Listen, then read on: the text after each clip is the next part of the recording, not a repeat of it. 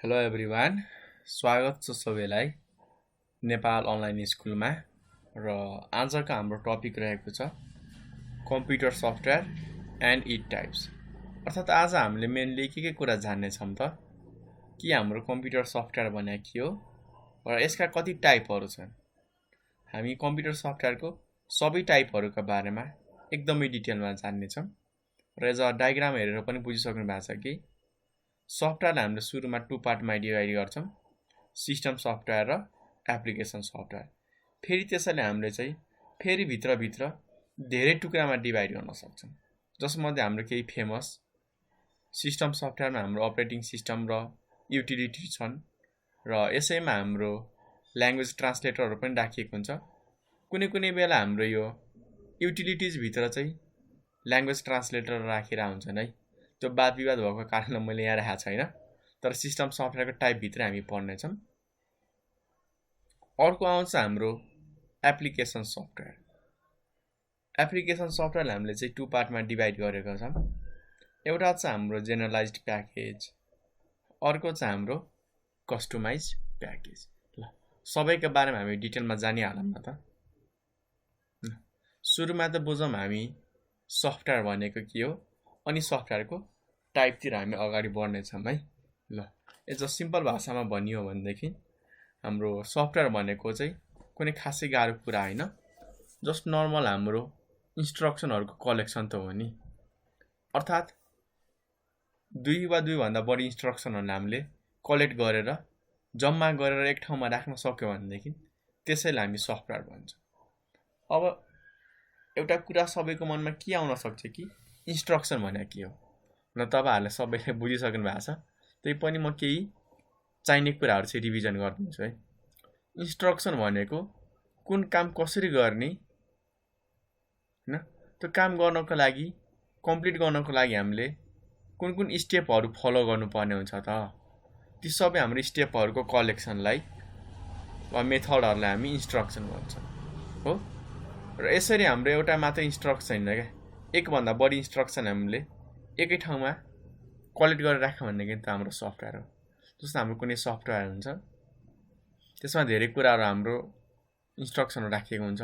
जस्तै एउटा कुनै हाम्रो भिडियो कलिङको वा च्याटिङको सफ्टवेयर छ अरे, अब एउटा इन्स्ट्रक्सनले हाम्रो इन्टरनेटमा कनेक्ट गराउन हेल्प गर्छ, एउटाले म्यासेज सेन्ड गर्ने काम गर्छ, अर्को इन्स्ट्रक्सनले म्यासेज रिसिभ गर्ने, एउटा इन्स्ट्रक्सनले हाम्रो अडियो पठाउने, एउटाले भिडियो पठाउने होइन, एउटाले भिडियो रिसिभ गर्ने। यसरी चाहिँ हाम्रो फरक इन्स्ट्रक्सनहरूको कलेक्सनहरू मिलाएर चाहिँ एउटा सफ्टवेयर बनाएको हुन्छ। र नर्मल्ली हाम्रो सफ्टवेयरको काम के हो त, जति पनि हाम्रो कम्प्युटर र कम्प्युटरको हार्डवेयरहरू छन् ती सबैलाई चाहिँ हाम्रो कन्ट्रोल गर्नको लागि, राम्ररी चलाउनको लागि चाहिँ हाम्रो यो सफ्टवेयर युज गरिएको हुन्छ। र तपाईँहरूलाई सायद यो कुरा सुनेर अचम्म लाग्न सक्छ कि यदि हाम्रो कम्प्युटरमा हाम्रो कुनै पनि इलेक्ट्रोनिक डिभाइसहरूमा चाहिँ सफ्टवेयर छैन भनेदेखि लगभग त्यसलाई युजलेस नै मानिन्छ है। जस्तो फर एन एक्जाम्पल, तपाईँहरूको कम्प्युटर छ होइन, कम्प्युटरमा सफ्टवेयर नै छैन अरे। ल कम्प्युटर अन हुन्छ, एकैछिनमा हाम्रो कुन कम्पनीको ल्यापटप हो त्यो लोगो देखाएर ब्रान्डको नेम देखाएर आफै अफ हुन्छ। किन त सफ्टवेयर नै छैन, चल्दा पनि चल्दैन हो। त्यो त ठुलै समस्या भयो। अब सानो समस्या हाम्रो के हुनसक्छ त, जस्तो हाम्रो स्पिकर छ, क्यामेरा छ, तर क्यामेरा चलाउने सफ्टवेयर नै छैन भनेदेखि के हामीले फोटो खिच्न सक्छौँ त? सक्दैनौँ नि।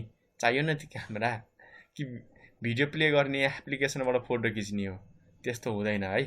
ठिक छ, हामीलाई क्यामेराकै सफ्टवेयरहरू चाहिन्छ हो।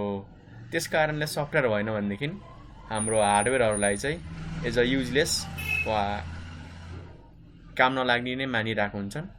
अब सफ्टवेयरको टाइप तपाईँहरूले लेख्न सक्नुहुन्छ है, कपीमा सार्दा चाहिँ एकदमै बेस्ट हुन्छ, धेरै कुराहरूको आइडिया हुन्छ तपाईँहरूलाई। र एउटा अझ यहाँ के थप्न सक्नुहुन्छ तपाईँहरूले, ल्याङ्ग्वेज ट्रान्सलेटर भनेर थप्नु होला है।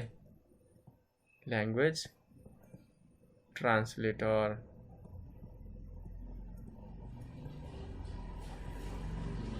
भयो होइन।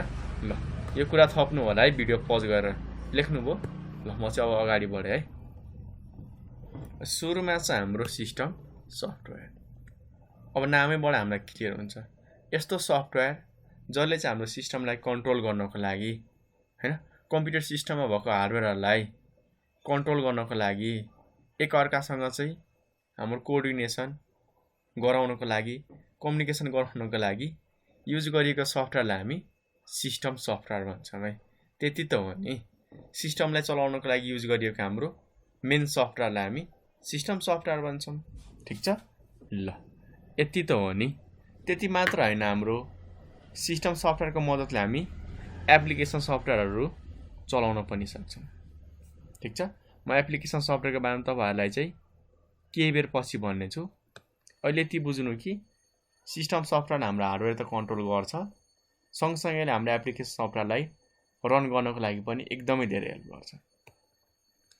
र सिस्टम सफ्टवेयरले हाम्रो हार्डवेयरलाई कन्ट्रोल गर्दा गर्दै पनि एक वा एकभन्दा बढी हार्डवेयरसँग चाहिँ कम्युनिकेसन गराउन, कोअर्डिनेसन गराउनको लागि एकदमै धेरै हेल्प गर्छ। जस्तै हामीले माउस चलाउँछौँ हो, हुन त हामीले एउटा हार्डवेयर चलाएको नि त, तर डिस्प्लेमा पनि हाम्रो त्यति बेलै देखिन्छ क्या। यहाँ के भइरहेछ त, दुईवटा हार्डवेयरहरू मिलेर कोअर्डिनेसन गरिरहेछन्, मिलेर एक आपसमा काम गरिरहेको छ। अब फर्स्ट टाइप चाहिँ हाम्रो अपरेटिङ सिस्टम। जानिहालौँ न त के चाहिँ रहेछ हाम्रो यो अपरेटिङ सिस्टम भनेको। अपरेटिङ सिस्टमलाई हाम्रो एज अ सर्टकटमा ओएस पनि भनिन्छ। ओ भनेको अपरेटिङ, एस भनेको सिस्टम, जुन सबैलाई थाहा छ। र अपरेटिङ सिस्टमको हाम्रो मेन काम के हो त, कम्प्युटरको हार्डवेयरलाई कन्ट्रोल गर्नु त हो, सँगसँगै यसले हाम्रो कम्प्युटरमा भएको अरू प्रोग्रामहरूलाई, अरू सफ्टवेयरहरूलाई म्यानेज गर्ने काम पनि गर्छ। हाम्रो स्टोर भएको, सेभ भएको फाइलहरूलाई म्यानेज गर्ने, नाम अनुसार मिलाउने, डेट अनुसार मिलाउने होइन, टाइप अनुसार हाम्रो ग्रुपहरू बनाउने, त्यस्तो कुराहरूमा हामीलाई चाहिँ अपरेटिङ सिस्टमले हेल्प गर्छ। अब अपरेटिङ सिस्टम सफ्टवेयर हेर्नु भनेदेखि हाम्रो विन्डोज भयो, 7 छ, 8 छ, 8.1, 10, XP, भिस्टा धेरै छन् है। हाम्रो एप्पलको पनि छ होइन, आइफोन पनि छ, हाम्रो म्याक ओएस पनि छ, एन्ड्रोइड भयो र लिनक्स। यी सबै हाम्रो अपरेटिङ सिस्टम हो, जसको काम के हो त, थुप्रै एप्लिकेसनहरूलाई रन गराउन हेल्प गर्ने, सँगसँगै हाम्रो डिफ्रेन्ट हार्डवेयर जस्तै monitor, keyboard, printer, mouse, hard डिस्कहरूलाई के गर्नु हो त, कन्ट्रोल गर्नुपर्ने हो। नेक्स्ट आउँछ हाम्रो युटिलिटी सफ्टवेयर। तर हामी अपरेटिङ सिस्टम भन्दा अरू कुरा पढ्नुभन्दा अगाडि हामी थोरै कुरा चाहिँ जान्छौँ है, जुन हाम्रो फङ्सन अफ अपरेटिङ सिस्टम। यदि तपाईँहरूलाई चाहिँ जान्ने इच्छा छ भनेदेखि भन्नु होला है। हामी अपरेटिङ सिस्टमको फङ्सनहरू तपाईँहरूलाई चाहिँ डिटेलमा भन्नेछौँ। अहिले हामी टाइप मात्र पढिरहेछौँ है, त्यस कारण मैले त्यो पार्ट चाहिँ स्किप गरेँ। नेक्स्ट आउँछ हाम्रो युटिलिटी सफ्टवेयर। र युटिलिटी सफ्टवेयरलाई हाम्रो हाउसकिपिङ फङ्सन भएको सफ्टवेयर पनि भनिन्छ क्या। अर्थात् जसरी हामीले घरमा आफ्नो सानोतिनो कामहरू गर्छौँ नि होइन, काम नलाग्ने कुराहरू फाल्ने, घरहरू सफा गर्ने, सबै चिटिक्क पार्ने, अर्थात् सिम्पल भाषामा भन्नु भन्दाखेरि काम नलाग्ने कुराहरू फालेर चाहिँ हाम्रो जति पनि सामानहरू छन्, युजफुल सामानहरूलाई चाहिँ म्यानेज गर्ने कामलाई नै हामी हाउस किपिङ भन्छौँ।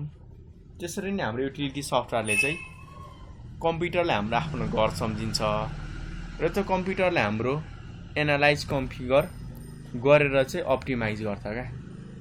र सँगसँगै हाम्रो केही पनि प्रब्लम आएको छ भनेदेखि मेन्टेन पनि गर्छ। सिम्पल भाषामा भनियो भन्दाखेरि युटिलिटी सफ्टवेयरले हाम्रो कम्प्युटरको काम नलाग्ने कुराहरू फाल्ने होइन, के भइरहेछ त्यो सबै कुराहरू हेर्ने र यदि खराबी आएमा चाहिँ हाम्रो मेन्टेनेन्स गरिदिने कामहरू पनि गरिरहेको हुन्छ। अब एक्जाम्पलमा हाम्रो टेक्स्ट एडिटर छ, compression utility, disk fragmentation, scan disk होइन, एन्टिभाइरसहरू छन्, ती सबै हाम्रो युटिलिटी सफ्टवेयरभित्र पर्छ। र युटिलिटी सफ्टवेयरको हाम्रो एउटा अझ जान्नुपर्ने कुरा चाहिँ डिभाइस ड्राइभर हो है। सायद धेरैलाई थाहा थिएन होला, तर हामीले जान्न चाहिँ एकदमै धेरै जरुरी छ। डिभाइस ड्राइभर पनि हाम्रो युटिलिटी सफ्टवेयर हो, जसले हामीलाई के काममा हेल्प गर्छ त, जस्तो हाम्रो कुनै पनि हार्डवेयर छ, जस्तो हाम्रो क्यामेरा भयो, माइक्रोफोन, स्पिकर, युएसबी हाल्ने ठाउँ होइन, हाम्रो एयरफोन हाल्ने ठाउँहरू छ, प्लगहरू छ हो। ती सबै साना साना हार्डवेयरहरूलाई चाहिँ कन्ट्रोल गर्नको लागि युज गरिएको हाम्रो सफ्टवेयरलाई हामी डिभाइस ड्राइभर भन्छौँ। ठिक छ, यो चाहिँ तपाईँहरूले चाहिँ डिभाइस ड्राइभर कसरी इन्स्टल गर्ने भन्ने तरिका हो। तपाईँहरूलाई प्र्याक्टिकल चाहिएको छ भनेदेखि कमेन्ट गर्नु होला, हामी प्र्याक्टिकल पनि बनाएर तपाईँहरूलाई अपलोड गरिदिनेछ। नेक्स्ट आउँछ हाम्रो ल्याङ्ग्वेज ट्रान्सलेटर, अर्थात् हाम्रो सिस्टम सफ्टवेयरमा है। फेरि सिस्टम सफ्टवेयर भनेको चाहिँ कम्प्युटर वा सिस्टम चल्नको लागि नहुने प्राइमेरी सफ्टवेयरहरू हुन् है। एप्लिकेसन सफ्टवेयर नभए पनि हुन्छ, कम्प्युटर त चल्छ, तर सिस्टम सफ्टवेयर नभइकन हाम्रो कम्प्युटर चल्न सक्दैन। जसमा चाहिँ हाम्रो एउटा टाइप ल्याङ्ग्वेज ट्रान्सलेटर पनि भनेर छ। हुन त आज हामी एज अ बेसिक कुराहरू मात्र पढ्नेछौँ ल्याङ्ग्वेज ट्रान्सलेटरको। तपाईँहरूलाई डिटेलमा चाहिँ भन्नु होला है। तपाईँहरूलाई चाहिँ चाहिने सबै इम्पोर्टेन्ट कुराहरू चाहिँ अहिले भनिदिइरहेको छु है।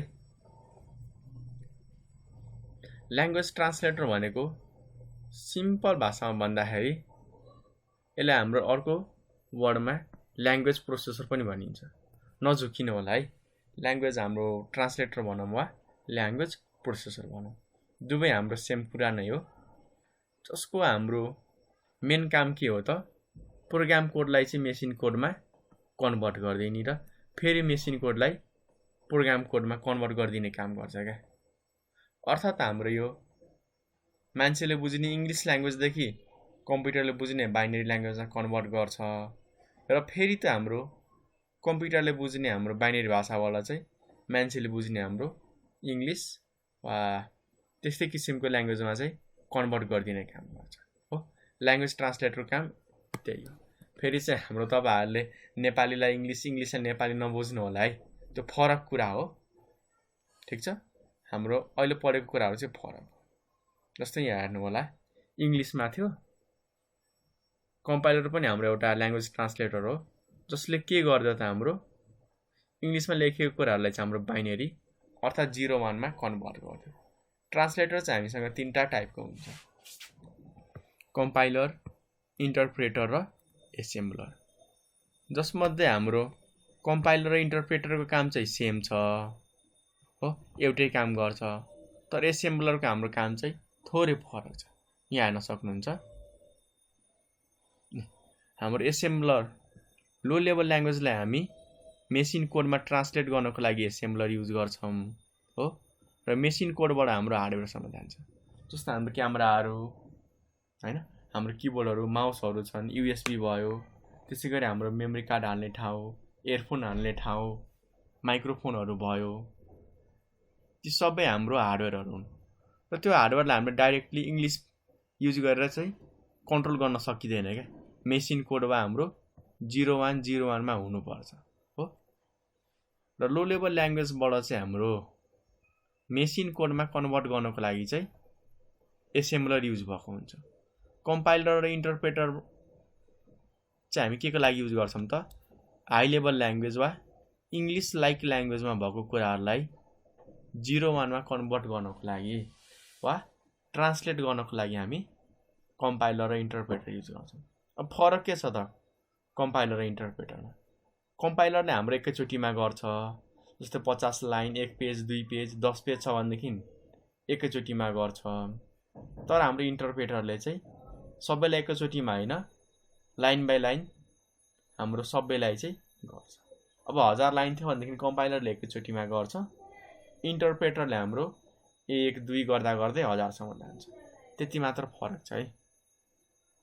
यी हेर्न सक्नुहुन्छ, यो चाहिँ हाम्रो एसेम्बली लेभल वा लो लेभल ल्याङ्ग्वेज हो। यसैले हामीले 0-1-0-1मा कन्भर्ट गर्यो। यसलाई हामी एसेम्बलर भन्छौँ, जसले हाम्रो एसेम्बली ल्याङ्ग्वेज वा लो लेभल ल्याङ्ग्वेजलाई मेसिन कोडमा ट्रान्सलेट गर्यो। इन्टरप्रेटरले हाम्रो इङ्ग्लिसमा लेखिएको कुराहरूलाई हैन, इङ्ग्लिसमा बनाएका हाम्रो प्रोग्राम वा सफ्टवेयरलाई चाहिँ यसरी 0-1-0-1मा कन्भर्ट गर्यो भनेदेखि त्यसलाई हामी इन्टरप्रेटर अर कम्पाइलर भन्छौँ। फरक यति छ, इन्टरप्रेटरले यो लाइन एकाएक गर्छ हो, कम्पाइलरले यो सबै लाइनलाई एकैचोटि गर्छ। मानौ यो चाहिँ हाम्रो इङ्ग्लिस ल्याङ्ग्वेज हो है, अहिले एसेम्बली लेभल हो भनेर नबुझ्नु होला। इन्टरप्रेटर र कम्पाइलरको लागि के बुझ्नु त, हाम्रो एउटा इङ्ग्लिस ल्याङ्ग्वेज हो र यो इङ्ग्लिस ल्याङ्ग्वेजलाई हाम्रो एकैचोटिमा कन्भर्ट गर्यो भनेदेखि कम्पाइलर, लाइन बाई लाइन गर्यो भनेदेखि हाम्रो इन्टरप्रेटर। त्यति त हो नि, ठिक छ। ल अब नेक्स्ट आउँछ हाम्रो एप्लिकेसन सफ्टवेयर। अब हामी जानौँ न त एप्लिकेसन सफ्टवेयर भनेको के हो।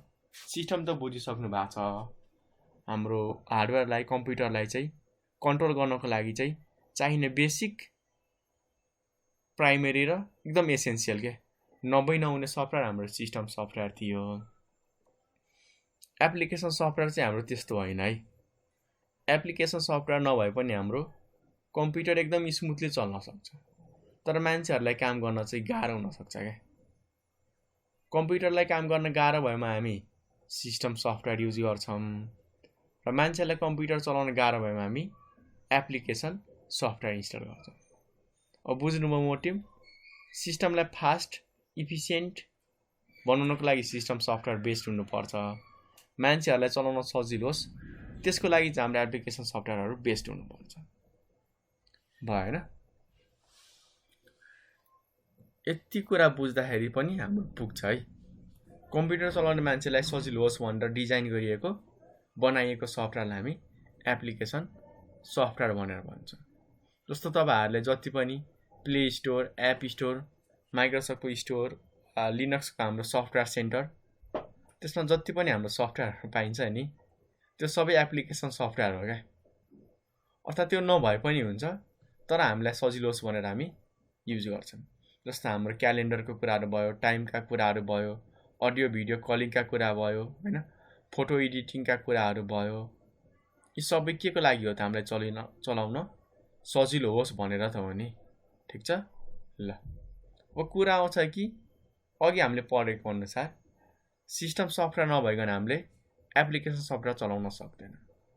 जस्तो मसँग एन्ड्रोइडको एप छ, मैले एप्पलमा चलाएर हुन्छ त? हुँदैन नि, किनकि हाम्रो जुन सिस्टम सफ्टवेयरको लागि एप्लिकेसन बनाइएको त्यसमा मात्र चल्छ। अब एन्ड्रोइडको लागि एन्ड्रोइड हाम्रो सिस्टम सफ्टवेयर छ भनेदेखि एन्ड्रोइडकै एप्लिकेसन चाहियो। विन्डोज 7, 8, 10 हो भनेदेखि विन्डोजकै हामीलाई एप्लिकेसन चाहियो। आइफोनको हाम्रो सिस्टम सफ्टवेयर युज गरिएको छ भनेदेखि आइफोनकै हाम्रो सिस्टम सफ्टवेयरहरू चाहियो हो। यो चाहिँ सानो कुरा हामीले बुझ्नुपर्ने जरुरी थियो है। अब नेक्स्ट हाम्रो टाइप त छ नि एप्लिकेसन सफ्टवेयरको, एउटा जेनरलाइज्ड और प्याकेज सफ्टवेयर भनिन्छ, अर्को हाम्रो चाहिँ कस्टमाइज सफ्टवेयर भनेर छ। अब हेर्न सक्नुहुन्छ सुरुमा चाहिँ हामी यो कस्टमाइजवाला सकाम न त, अनि जेनरलाइज हामी एकछिनमै बुझ्छौँ, केही गाह्रो छैन। अब कस्टमाइजलाई चाहिँ हाम्रो अर्को भाषामा टेलर मेड सफ्टवेयर पनि भनिन्छ। किन यसलाई टेलर मेड भनियो त? किनकि हाम्रो यो कस्टमाइज सफ्टवेयर चाहिँ ठ्याक्कै हामीले सोचेको अनुसार हुन्छ क्या। अब हामीले पैसा दिन्छौँ कि मलाई यस्तो सफ्टवेयर चाहिएको छ, यो फिचर भएको मात्र राख, यो कुराहरू चाहिँ राख्दै नराख भनेर हामीले छान्न पाउँछौँ क्या हो। त्यसकारण यसलाई हाम्रो यो टेलर मेड सफ्टवेयर हुन्छ। तपाईँहरूले यो कपडा सिलाउने टेलरसँग कम्पेयर गर्दा पनि हुन्छ। टेलरमा गएमा तपाईँहरूसँग के चोइस हुन्छ त? तपाईँको बडीमा ठ्याक्कै फिट हुने कपडा सिलाउन सक्नुहुन्छ क्या हो। त्यसै गरी कस्टमाइज सफ्टवेयर बनाउने बेला हामीले जे कुराहरू खोजेको छौँ, जुन फिचर हामीलाई चाहिएको छ, ती सबै कुराहरू हामीले इन्क्लुड गराउन पाउँछौँ क्या हो। त्यस्तो सफ्टवेयरलाई हामी कस्टमाइज सफ्टवेयर भन्छौँ, जुन चाहिँ हाम्रो धेरै मान्छेको लागि होइन, एउटा सिङ्गल कस्टमरको लागि हुनसक्छ, कुनै एउटा कम्पनी वा केही ग्रुप अफ मान्छेको लागि हुनसक्छ क्या, जो सबैलाई सोचेर होइन, केही फिक्स्ड मान्छेको लागि सोचेर बनाइएको हुन्छ, जसले चाहिँ पैसा तिरेको छन्। अर्को आउँछ हाम्रो जेनरलाइज और प्याकेज सफ्टवेयर, जसमा चाहिँ हाम्रो एकजनालाई हेरेर होइन, त्यस्तो हाम्रो हजारौँ लाखौँ मान्छेलाई सोचेर चाहिँ यो जेनरलाइज्ड हाम्रो सफ्टवेयर बनाइएको हुन्छ। जस्तो कस्टमाइजमा हाम्रो टेलर थियो, अर्थात् हामीले सोचेको अनुसार आफ्नै बडीको फिटिङ अनुसार कपडाहरू मिलाउन पाइन्थ्यो।